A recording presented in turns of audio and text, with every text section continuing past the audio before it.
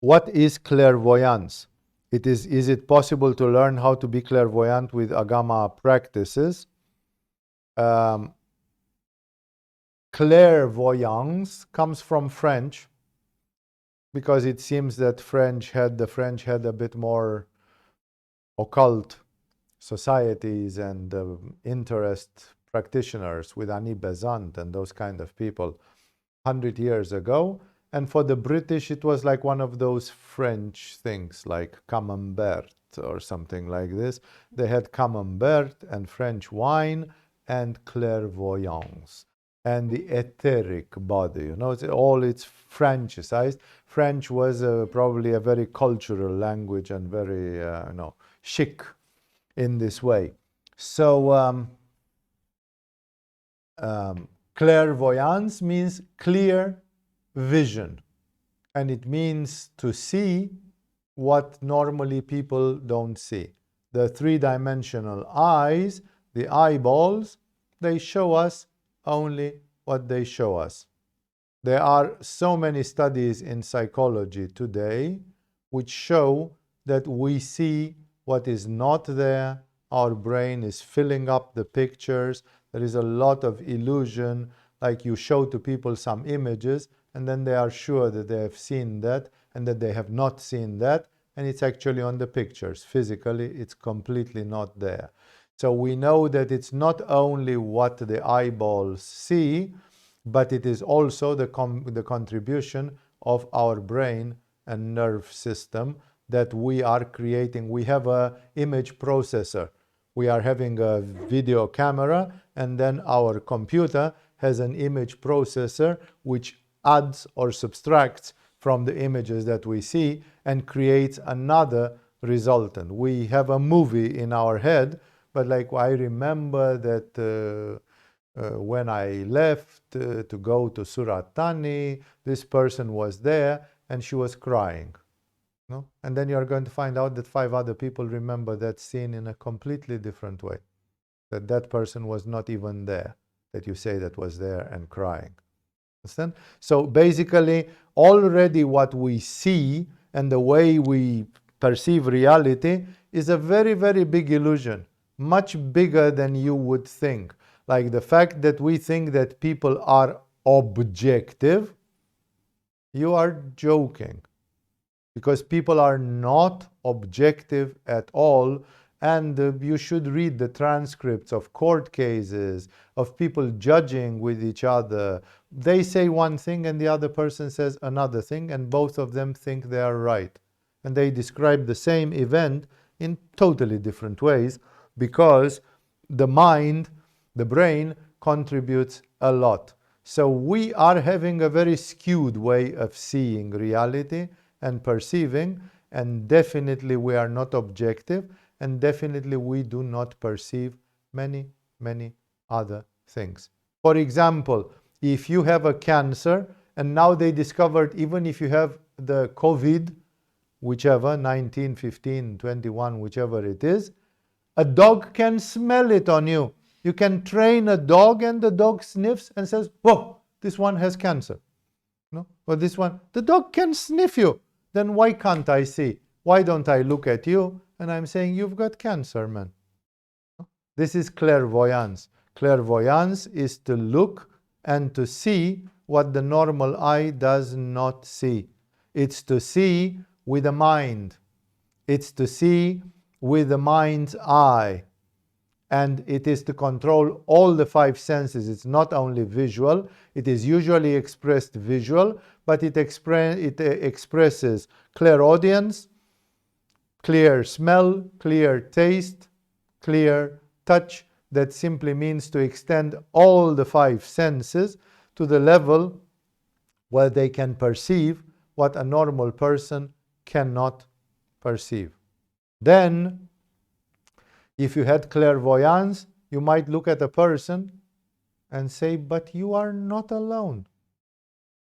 You know that there is a lady, an old lady dressed in white, which is hanging behind your left shoulder about 1 meter up there, which always goes with you, you know.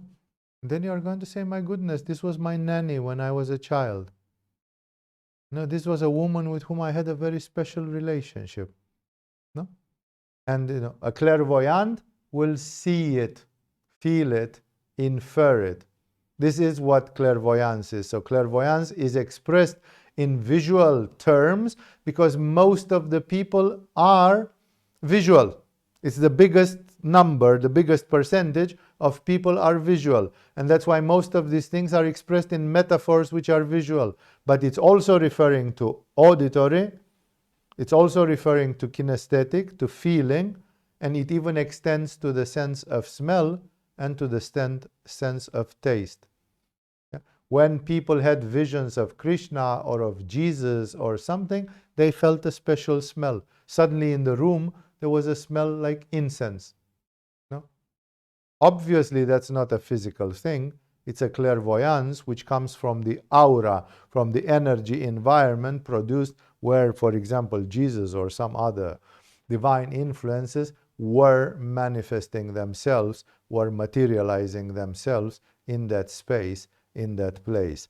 And that's why clairvoyance is to access the capabilities of the subconscious mind to see the unseen, to hear the unheard, to feel the imperceptible, and to smell and to taste the same. And in the end, because those five senses stand separate, to unify them in one single sense, which is called the sixth sense, where all of them come together as a package. And you can have more of one and less of another. Of course, it's not always perfectly balanced. No? Different clairvoyants have different types of clairvoyance and different efficiency in their clairvoyance. And therefore, all in all, in the end, this sums up at the level of Ajna Chakra. I met people who had this clairvoyance at the level of Manipura Chakra, and I had people who had this clairvoyance at the level of Ajna Chakra. I remember one such healing clairvoyant. When he was young, he could see the colors of the aura, and he said, "You've got a red spot in the area of your liver. Something is not okay with your liver." Like it was very primitive. It was like an X-ray, like the man had an X-ray, and he could just simply see that something was not standard in the area of your lungs or in the area, and so on. And then later, after doing this art 30 years, 40 years, and helping a lot of people, he became much, much better. I said the story that once he surprised me by telling me, "Be careful with your knee," or something. And 1 month later, I had surgery in my left knee. And I thought he was talking about the right knee, which was sprained through the lotus pose and other yoga practices. And so he could see. And the same person was hating another guy. When he was 70 something years old, he got a girlfriend who was young and very naughty. And this girl had another boyfriend from a tantric environment, and this guy was not used to tantra and to multiple and open relationships, and he got jealous, and he said, "That boyfriend of yours," and so on, he will get HIV and he will die of AIDS, and so on. AIDS was very popular in those days. This is a story from the 1990s, and so on. That guy, now it's 2021, that guy never was HIV positive, never got AIDS. Now he's becoming an old person, and so on. And therefore, and this guy, the clairvoyant, he died years ago. And therefore, what I'm telling to you, he could be wrong. His Manipura was good. He could see. He was a Cancer, very receptive on Manipura. He could see the colors of the aura and feel people's energy. Even with me, he touched me and he told me some unexpected things, which were of a clairvoyance of a superior type. It was not just what he was seeing, but he saw an event which would happen 1 month in the future. No, not clearly. He couldn't tell me what it was, but he said, "You'll have problems with your left knee." So he could see it. So he was good, but his Ajna Chakra was not so good. And for example, when he was jealous on some other dude who was boning his girlfriend, there he started speaking shit, rubbish. Some of you are talking about these guys from Rishikesh who are semi-astrologer. It's the same thing. Sometimes they have moments of clairvoyance, and sometimes they eat caca with a big spoon. sometimes they tell some, because they involve themselves egoistically and they try to impress people, they try to make money, it's all sorts of things involved into this. No? And I could extend this a lot, but I don't need to extend it. So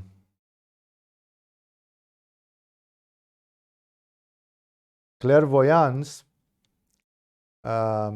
is an expansion of the mind. It corresponds exactly to the definition of meditation.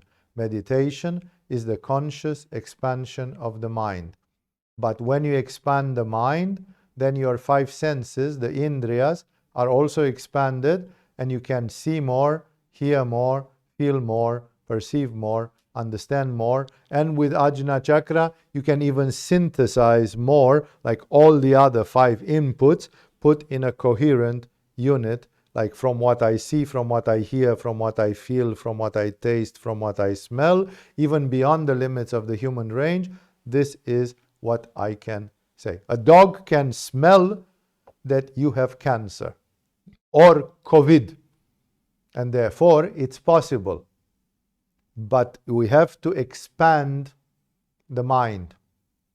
Therefore, by meditating on Ajna Chakra in particular, but also on some of the other chakras for special accomplishments, like doing Trataka for Manipura, for developing some perception of colors and lights on Manipura, we can develop the phenomenon of clairvoyance. I remember when I was young, I read a chapter from the book of Leadbitter and Ani Besant, which was, the chapter was called How to Become Clairvoyant. Because I was pestering my teacher. I had an old metaphysical teacher, and I said, but I want to do these things. I don't want to read about them in books. I want to do, how do I do to... And then he scratched his head and he said, well, there is a chapter in this book, it was a French book, which was called How to Become Clairvoyant. I remember how excited I was to get that photocopy and to read the chapter, How to Become Clairvoyant. I would have, and I didn't learn anything, and I didn't become clairvoyant from that chapter. No? Because it was written in a mumbo-jumbo, typically theosophical, foggy way, that you should do this, and you should think big, and you should, like generalities, all sorts of general advice. At least if it would have said, you take a black dot, you draw it on the wall, you sit in front of it, and you look and you try to reach to 4 hours of staring into it and not blinking. This is how you become clairvoyant. Hey, I would have had a method. Maybe I would have been too weak and I wouldn't have had the willpower and the self-discipline to do it. But at least I knew that there was a method. But this chapter had a very ambitious title which said How to Become Clairvoyant. And it was just masturbation in the end, because it didn't teach me.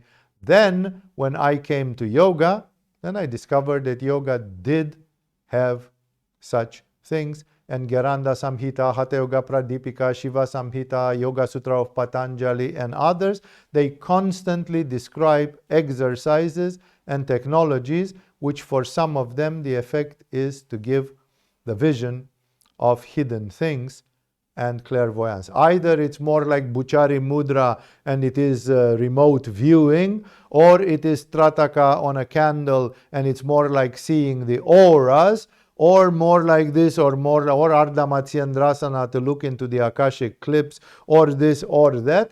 Obviously, there are different forms of clairvoyance, and very seldom do we find people that have a clairvoyance which is total, an absolute clairvoyance. Then we're talking again about Jesus. That Jesus said, go and you'll find a man with a pitcher of milk and follow him and then talk to the master of that house, and that's where we are going to have the Last Supper. No? It's like, how did Jesus know? This is the kind of clairvoyance which is perfect, developed, blossomed, accomplished, and everything is there. So there are small forms of clairvoyance and there are big forms of clairvoyance. Ultimately, Uri Geller is using pendulums and dowsing rods, or has been using it for many years, and has been finding water and oil for oil companies in North Africa, in the desert, in the northern Sahara. No? So that's clairvoyance. How can a person know that here, 1,000 meters deep, there is oil, there is a bag of oil? No? Uri Geller has become multimillionaire by doing that. So therefore, it is possible to have smaller forms of clairvoyance, bizarre forms of clairvoyance, very useful forms of clairvoyance, very useless forms of clairvoyance, and other such things. So clairvoyance is a very big phenomenon. It means expanding the limits of your perception and of the mind. And definitely Agama knows many and teaches many of the practices which make clairvoyance possible. Actually, if I remember correctly, we put in the calendar even a workshop of parapsychology and clairvoyance, which are exactly focused on this, how to deal with this issue.